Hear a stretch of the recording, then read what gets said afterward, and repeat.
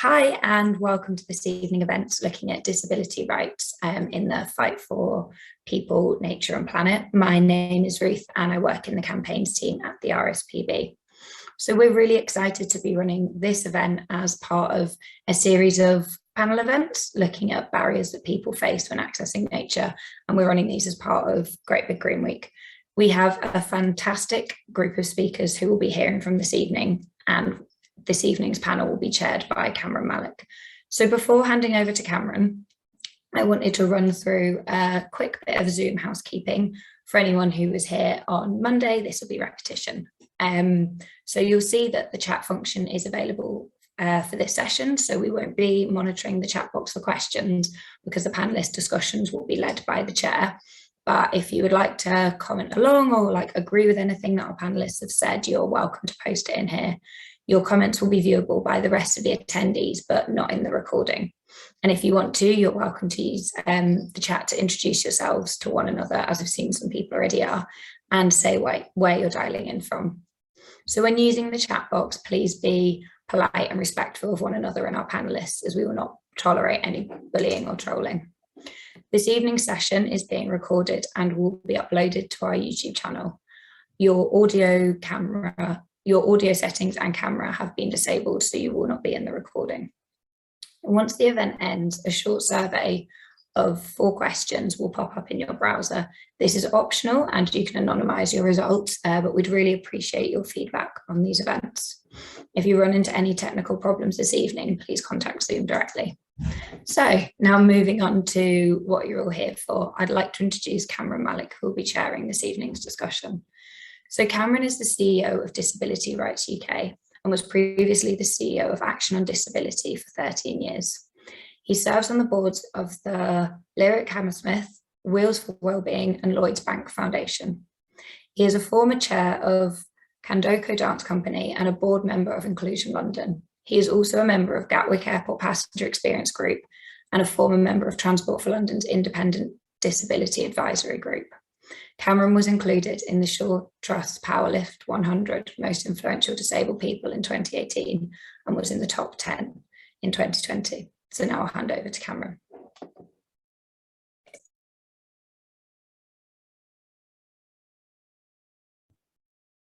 Remember to unmute myself.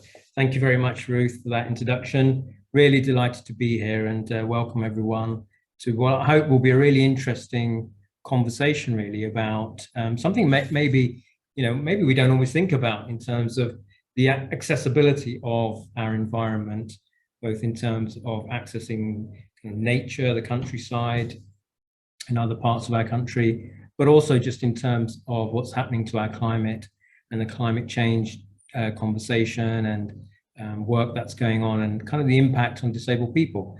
So we've got a really great panel, as Ruth said, who are going to introduce themselves shortly. Just before we continue, I just wanted to make an acknowledgement really that I recognize that the whole panel is men and that it's not very diverse in that sense. And so I know within the chairing responsibility, I wanted to acknowledge that, but also that we originally had hoped to have one of my women colleagues to be chair, but because of holiday leave, she was unable to step in, so I've stepped in. So I just wanted to recognise that that is clearly an issue. But without further ado, I'd like to introduce our fantastic panel. So I'm going to ask Bo to introduce himself first. Bo. Hi.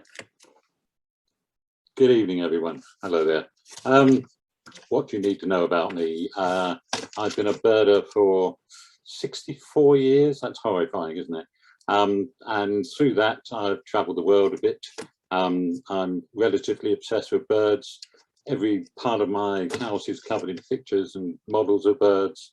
And through that, I set up a thing called Fat Birder, which is a website quite well known around the world, which aims to get birders together everywhere. I have a magazine column called Grumpy Old Birder. I've written 9 books, I think. And during the course of all that, getting lots and lots of crossover from all over the world. I also have another niche in life, which is that of the disabled. I've had a disability for 50-something years, which makes it increasingly difficult for me to walk very far. I can walk, but it's painful, and the longer I walk, the more painful it gets, and the harder it is to get any further. Through Fat Birder, I met people worldwide, and I travelled a bit, and I saw some of the much better provision in some countries and the complete lack of in others. And therefore I started 20-odd years ago hitting my head against the brick wall of gaining access to people with disabilities to the countryside. We are, I think, in a place where hopefully things are going to change quite soon. I think there's more of a will to change things, and I certainly will be doing what I can, campaigning, not so much as friend of the earth, more as more anarchically than that, in order to try and push forward the rights of disabled people to have exactly the same access as anybody else. I think that's more than enough about me, and I'll hand you back to the chair. Thank you, Bo, for that brilliant introduction. I did have a look at your website. I love what you called it, and there's a massive amount of information on there. I'm going to move on now, next to Steve. Hi, Steve. Well, hello, everybody. My name's Steve Brown. I'm in a wheelchair. I fell from a balcony in 2005, and I ended up paralysed. I broke my neck at the 6th vertebrae, and as a result, I'm paralysed from the chest downwards, and I can't move my hands properly. That comes with a lot of issues and a lot of problems. I do my best to get out and enjoy the countryside as much as I can. Before my injury, which happened when I was 24, I used to spend a lot of time playing sport. If I wasn't playing sport, I was outside enjoying the countryside. And it was very much introduced to me through my dad. And every time we went to take the dog for a walk, it was an adventure, not just a dog walk. We would spend our time looking through the greenery, looking for different insects and bugs, or we'd be down the beach looking for crabs in the rock pools and that kind of thing. And it fueled something in me. And after my injury, I carried on playing sports, and I ended up being captain of the wheelchair rugby team.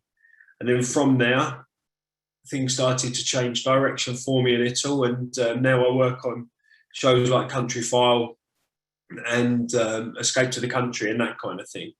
And of course, that comes with its own hurdles and challenges, the different terrains, environments, and bits of work that I do on both of those shows. And I'm here to talk to you about them as the evening progresses. Thank you very much. Thank you, Steve. I used to watch you playing rugby many years ago. So it's really good to see you again today.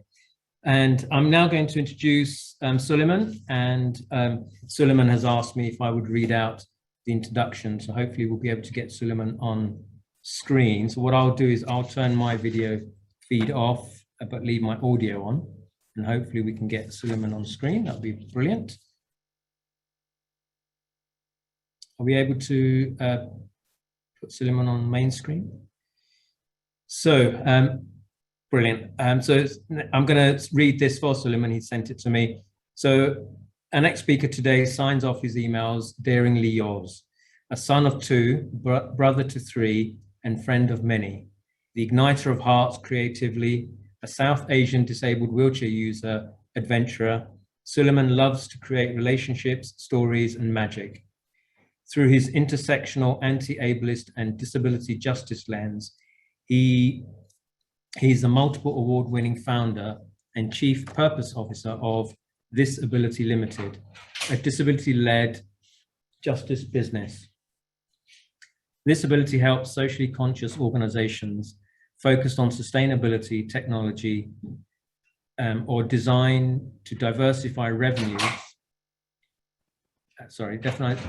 diversify revenues by engaging the estimated $8 trillion disabled market, daringly integrating disability for business growth. Also, Suleiman is the co-founder of CripJoy, a transnational majority BIPOC community of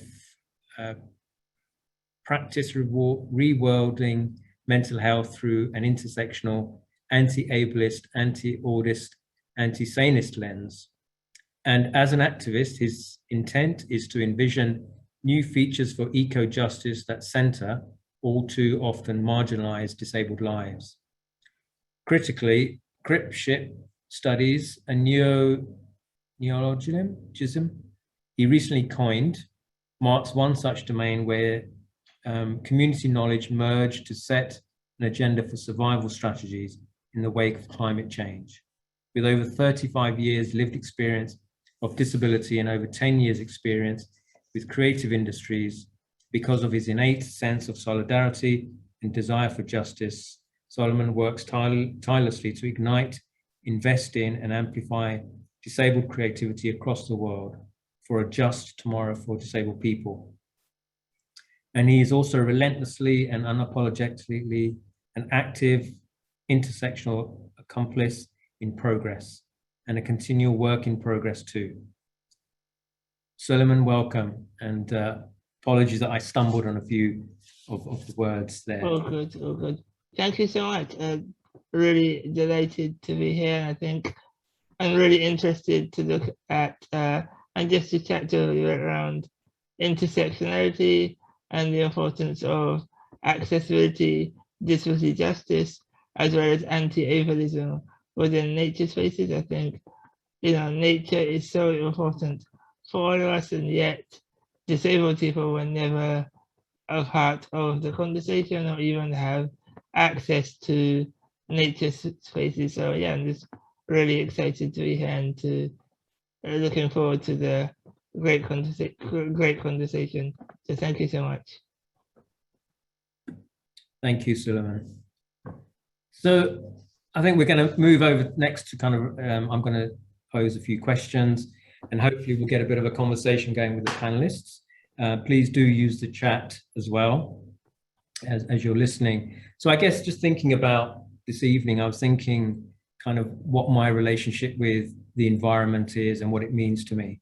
I just thought we'd start off really with that topic of what is your relationship with, if you like, the British countryside or kind of wilder spaces. And I just thought kind of opening that up to panel. For me, certainly I was just thinking back to when I was at school. I remember being a member of the Young Ornithologist Club and getting involved in kind of bird watching actually when I was a very young age, but fell out of it because living in London, I lived near to Epping Forest, which is not far from where my parents live now. But I just found it incredibly inaccessible as a wheelchair user. I struggled to get around. I always ended up getting punctures, which meant then I couldn't go any further and all sorts of problems. And often I didn't feel safe because of kind of just the environment, and my chair didn't quite kind of blend with it. So I had a relationship with the environment, which was, I was interested in it, but I couldn't always get access to it. And I just wondered what members of the panel felt. So I thought I'd start with Steve. You talked about kind of as you grew up with your father, you went into sport and then you came back to nature and countryside.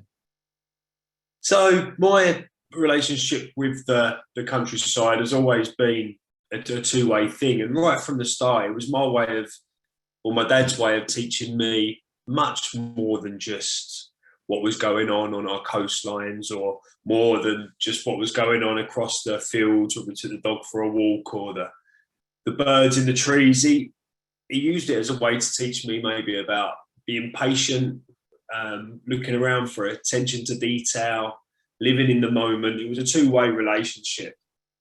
And he filled me with just that right level of excitement that a child needs filling with, to keep me engaged, to keep me motivated, to keep looking for another shark's tooth amongst the stones, or to keep me looking for another ladybird at the side of the footpath and that kind of thing. And you got to remember, this was when I was able-bodied. This was growing up well before my injury. And then so it was at the time of my injury that I was very nervous of missing out on that. It's now when I'm maybe need escapism, ways to live in the moment, thinking about my own well-being, that I'm now starting to worry about what's going on for me. And it was quite ironic that after coming through my sport, coming out the other side, and Countryfile asking me if I might be able to do a little bit of work with them. And one of the things that I was very worried about was, how was I going to do it? How was I going to get out there? And I'm very much reliant on different tools, different bits of equipment. Of all you're saying there about your punches and that kind of thing. I've always got the spares with me in the car, or if I'm going away from the car, I've got a spare inner tubes and bits all in my rucksack and that kind of thing.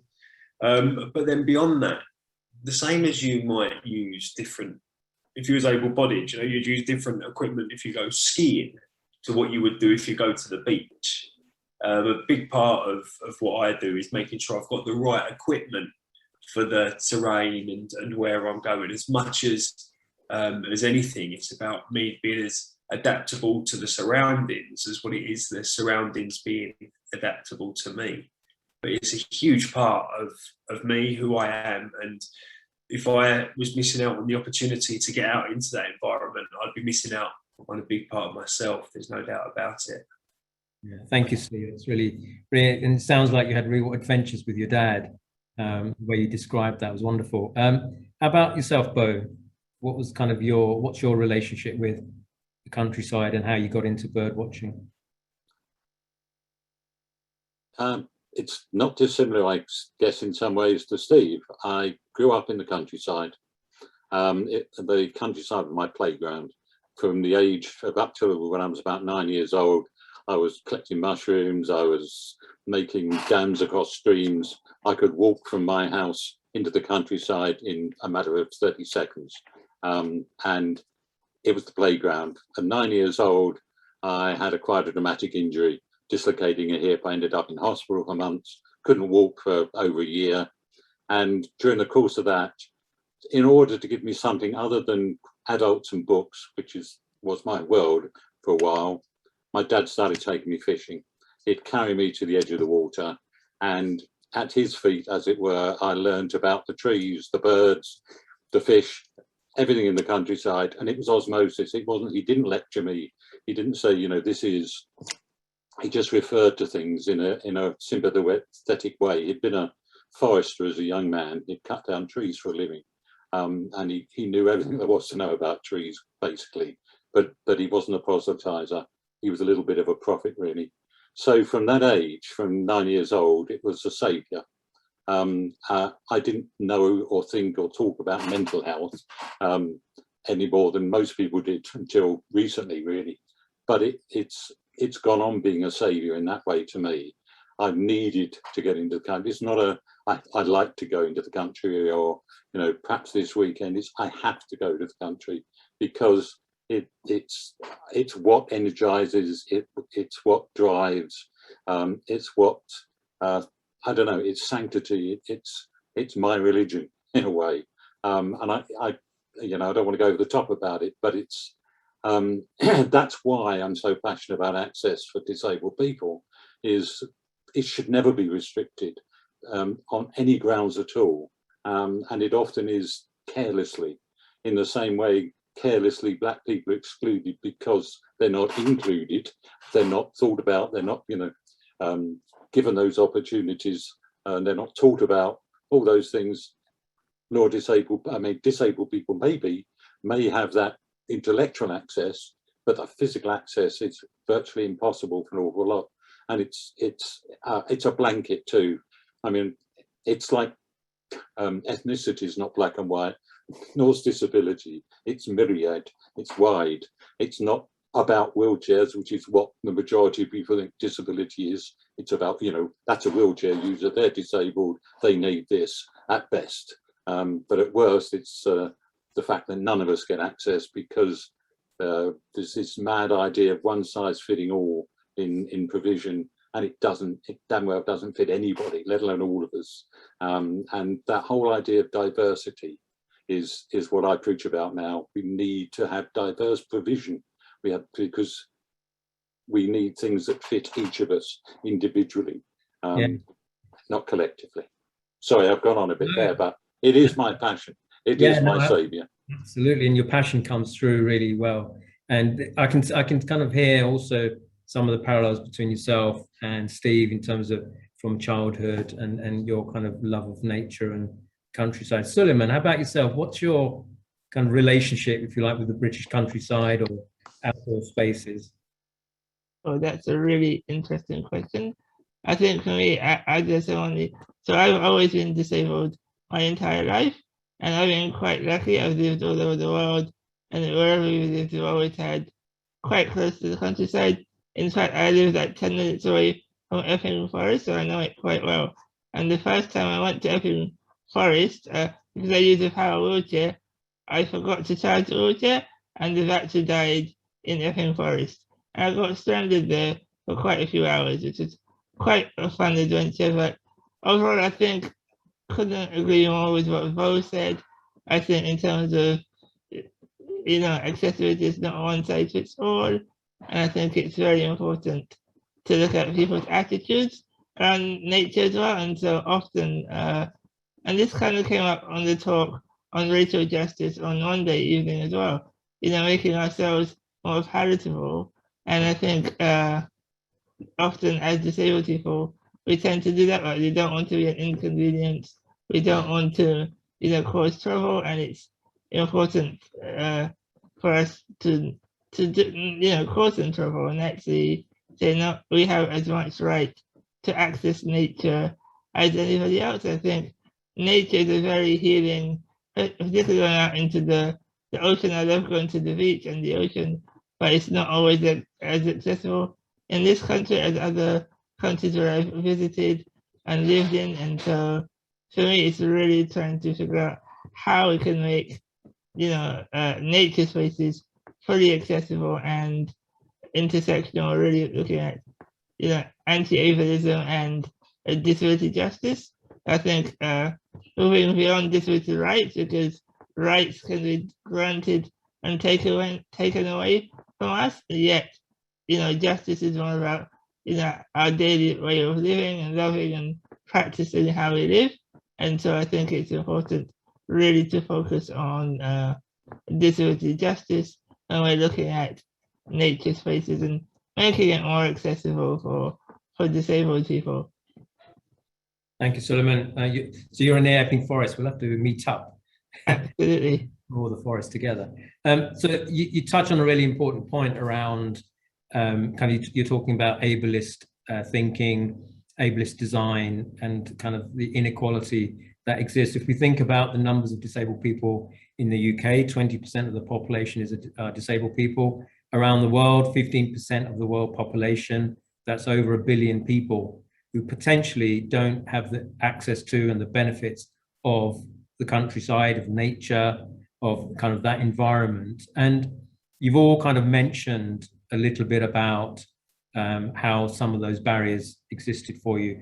I just wondered, when we talk about barriers, what are we talking about, and how do we overcome them? So I wondered if Steve, you were talking about, you know, you take your additional tires and kind of stuff with you to kind of overcome the fact that you're going to get punctures. Are there other barriers that you've experienced and you can compare with accessing the countryside as a non-disabled person and now as a disabled person? And kind of this is a question to all of you really, but Steve, I wondered if you wanted to kick us off. Certainly. As a kid, I can remember getting to things like turnstiles. I can remember getting to different styres and things like that, which we'd jump over with excitement as a kid. Now, being in a wheelchair, man-made barriers you know, seem to me to be the absolute worst in the sense of, as if things weren't hard enough sometimes to get out and enjoy the countryside. Now there's areas where I can't access it because of human intervention. You know, if you come across a stream you can't get over, that's one thing. But to find that there's a gate between you and being able to see the stream that other people can jump over or have got the right of way to enjoy, but then being in a wheelchair you don't. That comes with a huge amount of frustration to me. And I know that I've had friends that have gone out in their wheelchairs and they've done maybe 3 or 4 hours of a public right of way, and then the last half a mile to the end of their loop, they've come across man-made items getting in their path, and they've had to turn around and go all the way back. And that for me is something that, whilst I understand the different reasons farmers might have that, in the sense of, well, if there's not something now, then the livestock's going to get out or what have you. Of course, I understand reasons, but that doesn't mean that there can't be compromise or initiatives working out how to work around them or you know, work together with that. I've seen some things like radar keys being put into gates and things. There is some sort of compassion and understanding now, but man-made objects in the countryside are something that I used to love as a kid, swinging on the gates, jumping the fences, but now it fills me with you know, a little bit of disappointment, really, when you look at things from a different angle. I did mention about the spare tires or inner tubes and things that I take, but then beyond that, I also use different electrical equipment. I've got a bat egg which I put on the front of my chair to get me across rougher terrain that I can't push on. And then if there's something in the middle in terms of the terrain, and it may be being a little bit looser across fields, I've got what you call a free wheel, which sits on the front of the chair and it lifts the casters up, and it gives me a little bit bigger wheels really to travel on, which means that I don't get stuck in every divot. But as soon as it starts getting steeper or it starts getting rougher, then I use the free wheel. And beyond that, where and when possible, I go out with help. You know, I don't just go out on my own. I go out with my brothers or with my partner, and if it's very steep, we get some ropes out, you know, and that's the way we do it. It doesn't matter what you're doing in life. Sometimes everyone needs a little bit of help, eh? Yeah, you kind of adapt and overcome, don't you? That's brilliant. Thank you for those examples. Bo, I know you're, one of the things I know you're really keen on, you were starting to talk about it earlier, was how often, I guess, disabled people are a bit of an afterthought or are left out of the conversation. And I know, Suleiman, you're also of kind of saying those kind of things. Wonder if either of you wanted to kick us off with the things that Steve has just described. How do we overcome these? Because they exist. And if we don't do anything about it, they will continue to exist. So what's the missing piece, I guess? Well, I'd start by saying that there are a lot of barriers out there, and they're not just physical. One of the worst barriers I've come across, physical barrier I've come across recently, is a bridge across a stream which has a stile at either end. And this is designed to keep cattle from getting across the stream. So what does that mean? It means that cattle have more rights than disabled people. Distance is a barrier, and I don't think people realise what a big barrier that is. The majority of people with a mobility issue can't walk very far. They can walk, but they can't walk far. And that's rarely taken into account. And often providers of country parks and reserves and so on look at surfaces for wheelchairs and ramps, but that's it. They don't go any further than that. The rest of the countryside doesn't even do that, of course. And the whole idea of barrier-free access is that you should look at every barrier and say, what's it for? And that doesn't happen. I mean, even at the bird fair, which I went to for many years, they put gates up and didn't give any way of getting across a cattle grid for wheelchair users and so on. The thought is the first thing. But that is itself another barrier, attitude. Attitude is a huge barrier. And there are reserves, for example, where you can drive from a car park to a hide, maybe a mile. But if you do, everybody you pass looks down their nose at you. And there's a sort of, I don't know, a dictatorship of righteousness. You know, if you're righteous, then you should be walking. What the hell are you doing in a car? You know, and almost no disabled person looks disabled in a car. You know, they're sat behind a wheel, you just see the head and shoulders, and most people look normal, as it were. And if they get the disdain. I certainly get that when I go to places. Class, another huge barrier. And it's not, I don't think that one's understood by many people at all. You go to an RSPB reserve, sad to say, most of the volunteers are from a certain class of person. And if you are not part of that middle class, then you will feel excluded, because all the ways of being are dictated by those things. So you've got social barriers, you've got physical barriers, you've got attitudinal barriers. There's a morass and a moraine and a quagmire of things out there. And how do we overcome that? We overcome that with thought. And the first thought is diversity good. You know, it's like, what is it? Animal Farm, 2 legs good, 4 legs bad. Well, no, the other way around. And, you know, it ought to be, no, wheels good, 2 legs, 1 leg, all good. We should be righteous ourselves. We should complain. Another bad thing about the Brits is we don't get up on our hind legs and shout loud enough. You know, as I said earlier, I'm more Extinction Rebellion than I am Friends of the Earth. I think you have to shout loud to be heard. And I think at the moment there's an open door we need to start pushing very hard at.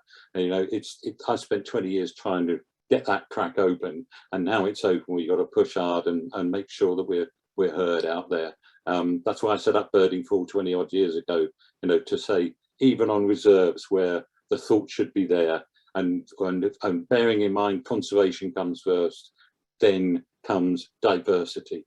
We are diverse. We need diverse provision.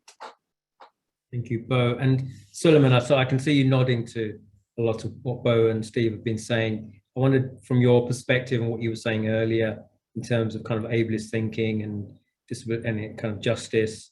Yeah, I just think I completely agree with what both Bo and Steve said. I also think that it's about like looking like intersectionally and looking at lived experience, because often, you know, as Bo said, when you think of disabled people, we think of just wheelchair users or just, you know, men, like you rightfully pointed out at the beginning of the conversation. I think, you know, we need to look at how disabled people with varying types of disabilities actually can access nature. So if you're a blind person, how do you know, have access to nature? If you're a deaf person, how do you have access to nature? So looking holistically, you know, like looking at different things like sight, sound, touch. How can we all experience, you know, the wonderful power of nature? Because nature and the countryside is such a magical place, and I think sadly disabled people still don't have the access to it, even though we have really a lot of passion, like Bo states, around sustainability and looking at things like that. Often we're never even a part of these kinds of conversations. And so for me, it's very, very important to make sure that, number one, we're included in the conversation, and number two, we're not just looking at one type of disability, we're looking holistically and in intersectionality. And one final point I want to make on this, I think often when we, you know, look at sustainability or accessibility, you know, particularly non-disabled people forget, you know, things like a few years ago, there's a huge thing around banning plastic straws.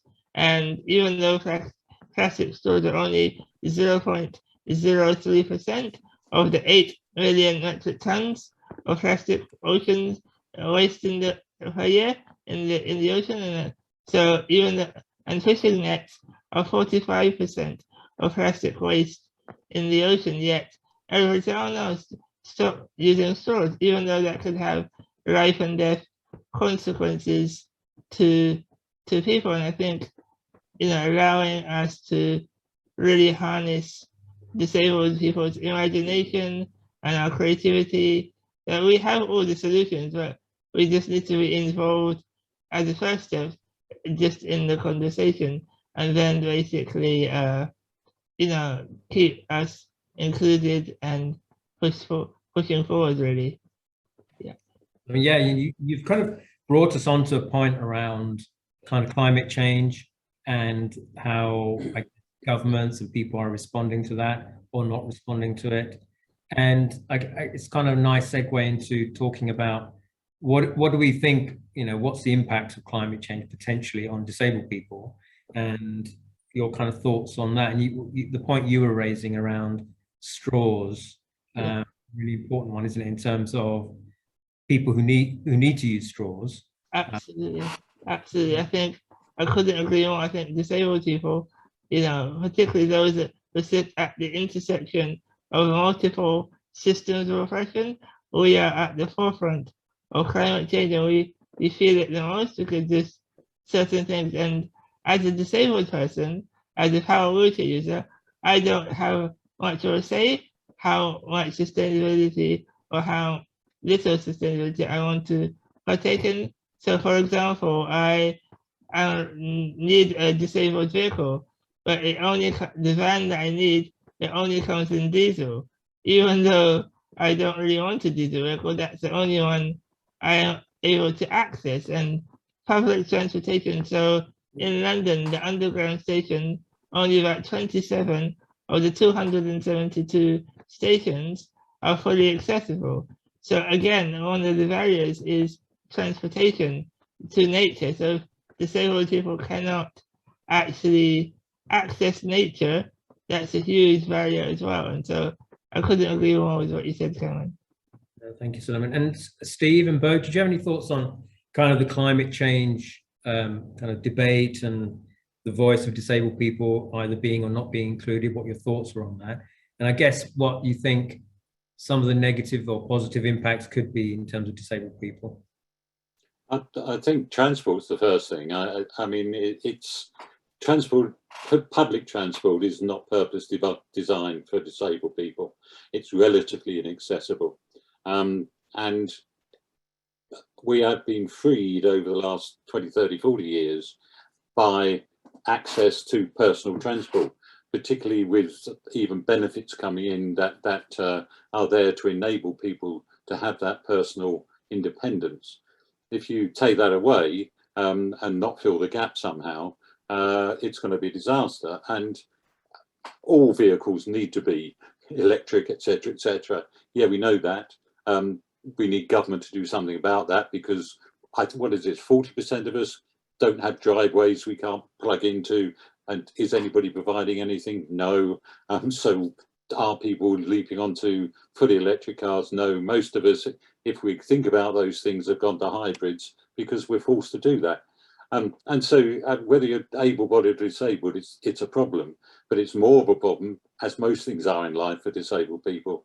And climate change as a whole also is forcing enormous other changes on the world. One of those is going to affect employment. Unless we go for building back green, which doesn't look like it's going to happen at all, it's just lip service, greenwashing from the government, then more and more people are going to be out of work. And who's most likely to be out of work first? Disabled people. They're the least employable in many ways by many things. And yet this change from the epidemic has shown us that working from home is a brilliant option for the environment and for people who have difficulty getting out of the home. But is anybody thinking about that? No, it's get back to the office because we need to support inner city cafes or whatever. It's all driven by economics, or at least not economics, by profit motives.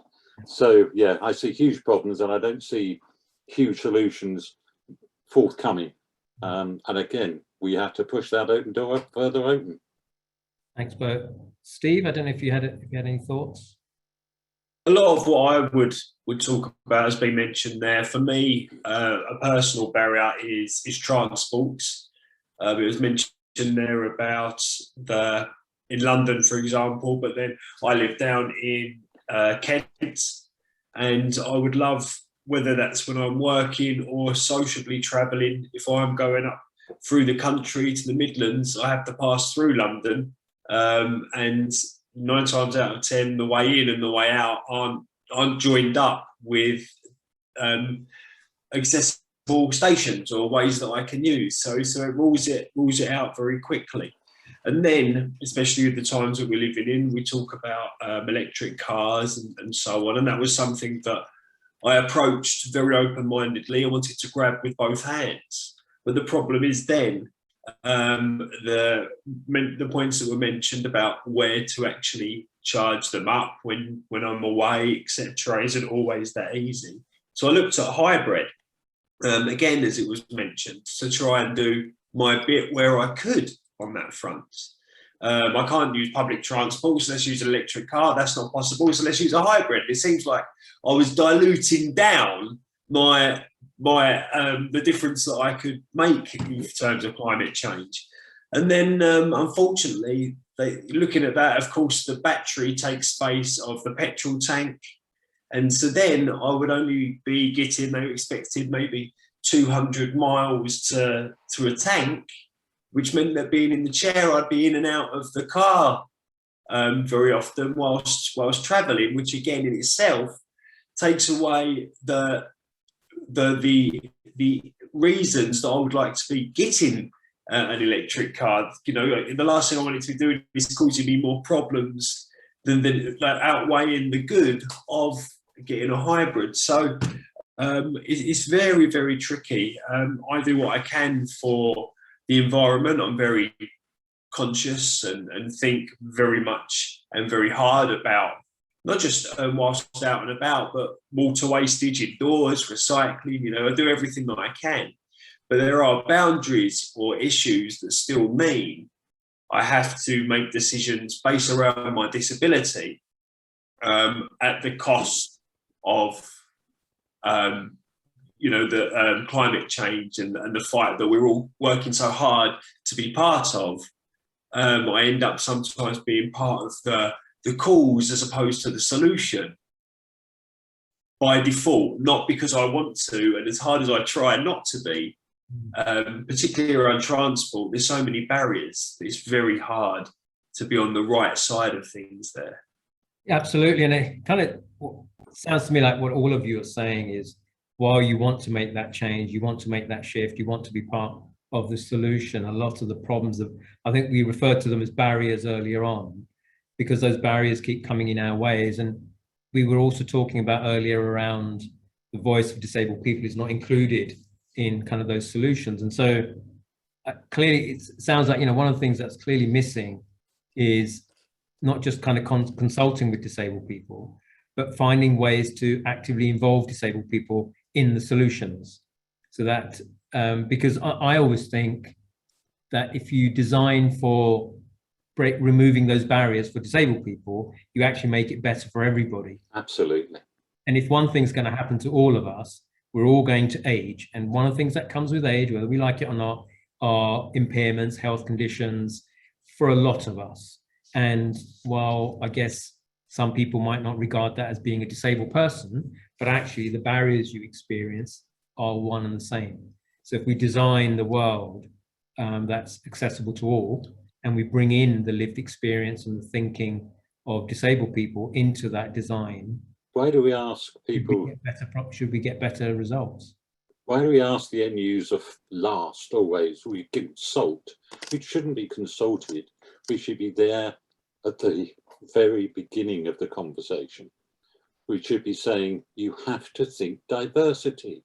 You know, one size does not fit all, right? And anything, as you've said, anything you do to make it easier to access for people with disabilities, regardless of what the disability is, does not make it harder for any able-bodied person. So think of us first, and you help everybody. I guess the message would be involve us in that thinking, isn't it? Yeah. I'm just conscious of time. I guess before we kind of finish this evening, I'd be really interested to just hear what are the key things that being in the countryside has given you, whether it's making connections with people or your wellness? What are the kind of key things that, so if people listening who maybe have not explored the countryside, what would you say to them? Why is it important to do so? I'm happy whoever wants to kick off first. So Yeah, I could go, sure. So I think for me, the countryside is three things. One is like understanding that the importance of interdependence is much more significant than independence. So how ourselves, people and nature were interdependent to each other, and that's a huge one for me. The second one is just the holistic well-being that nature and the countryside gives me. Like it's just really soothing, to go, even just to sit in my garden. I'm quite lucky to have a reasonably good sized garden. So just to do that, to be around the trees and nature is very healing. And the third thing that it really gives me is joy. And I love the word joy because joy is not equated to happiness. You don't need to feel happy, to feel joy. And I think, joy is just about creating a sense from within, creating a sense of well-being, and I just love the word joy. So those are the three things that I think, particularly for disabled people, and myself personally, that's what I find the countryside and nature provides me. sure. Yeah, it's kind of it's that kind of good to be outdoors, isn't it? It's that kind of something that we hopefully should all enjoy, have the benefit of enjoying. Steve? For me, I mentioned about growing up and how it excited me, and that stayed with me. And for me now, I realise how much I learned about myself in those early days. That attention to detail, when you go out bird watching, peripheral vision, knowing what's going on around you. And it's not just the sight, is it? It's the sounds, the touch, the smell. It's something for all the senses when it comes to being outside and in those different environments. Without being able to look, if you're on the coast or if you're in the fields or you're in the mountains, there's telltale signs of your environment in every single sense of your being. And it's amazing how you can use those almost as transferable skills as you might do in work, whether it's teaching you to be patient, teaching you to have empathy. And that's a big part of what being out in the countryside a lot has done for me. I think it's made me and helped me be a better, calmer person in a very fast-paced, moving world. And that, for me, is now something that I try and pay forwards. I've got my nephews and my nieces, and I can't play football with them like my brothers do. And so when it comes to spending quality time with them, I take them out. We go out with a bird book, a pair of binoculars, and it's a chance for me to be able to sit, talk to, listen to my family, my nephews, my nieces, build a bond with them, get to find out what they like that week, what they don't like that week. And it gives us a common ground. And I think that being outside, being in the countryside, once it's understood and appreciated and respected, I think it's quite a common ground for everybody. Thank you, Steve. I've spent my entire working life working with people charities of one sort or another, social services, all that. And I used to escape people at the weekends to go bird watching. And for me, it's a constant search for tranquility, which is getting harder and harder with an overcrowded little island. But I need to be out there. And all those newly woke people who talk about mindfulness and, how it helps mental health and all the rest of it.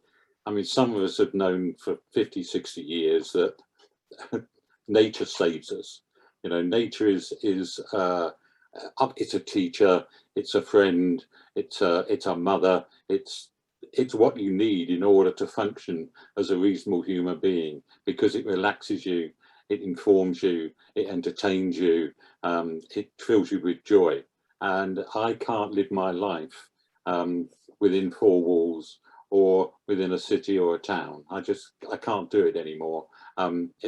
People rushing around making money and doing other unnecessary things, they should be out there in the countryside, but hopefully a fair distance from where I am, because that I noticed under lockdown, as soon as lockdown started to ease and people were allowed out, they were in all the places I went to, and I couldn't get away from them anymore.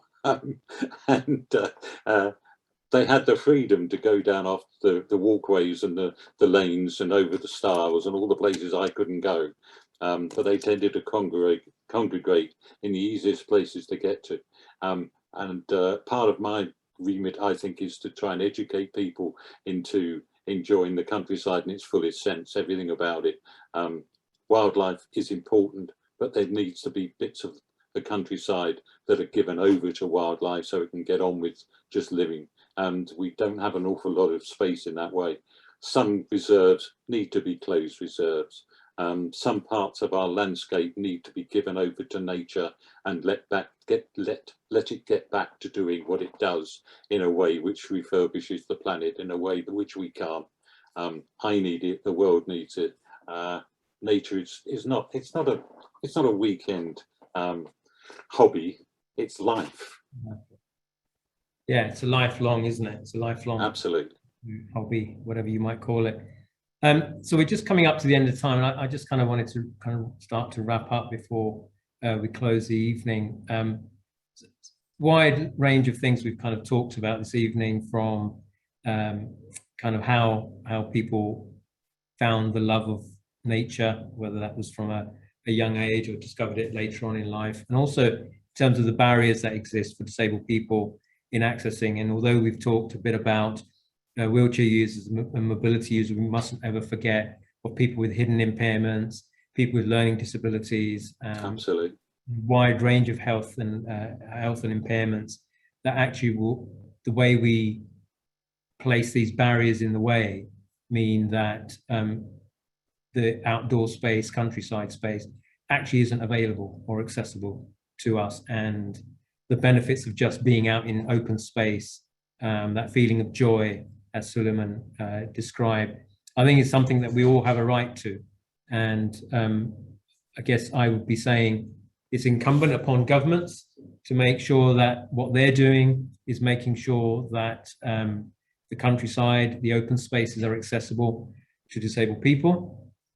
And the same goes for organizations such as RSPB and other environmental kind of organizations, that they are making sure that they are bringing in the lived experience of disabled people into their thinking, so that whatever they're doing in designing and for government, the bits of legislation and rules and guidance that they're passing are inclusive of us. Disabled people make up 20% of the UK population and over 1 billion disabled people in the world. And we can't be denied access to something that is also ours, because we are part of the community. And we touched on climate change, and that's affecting all of us already. But I think in many ways, for many disabled people, there's a greater risk of impact on disabled people. And again, if we're excluded from the conversation, fear is that you're forgotten from the solutions that come out. But just ending on just the kind of final words that you all said, if you can get out there, enjoy the outdoor space, the countryside. We have a lot of it in the UK, and we just need to make it more accessible. And so thank you to the RSPB for holding this session today. I've really enjoyed meeting everybody and hearing your thoughts. I'd just like to thank Steve. Thank you for joining us this evening. Suleiman, thank you very much for joining us. And Bo as well, thank you very much for joining us this evening. I've really enjoyed talking to you all. So it just leaves me to remind everybody who's watching, and I can see there's a lot of chat going on. There's about 97 6 messages in the chat at the moment, so I'm glad you're all talking to one another. Just before we leave, just to remind you, there is a questionnaire that there will be a link for you at the end. It's only, I believe it's only 4 questions about this evening and whether you found it useful, if it was interesting, accessible, those kind of things. So please do fill it in, because it really helps the RSPB to make sure that when they run more, that they can learn from how to do things better and what went really well. So thank you, everyone. Have a brilliant evening, and I look forward to joining another one of these sometime in the future. Thank you. Me too. Take care. Thank you.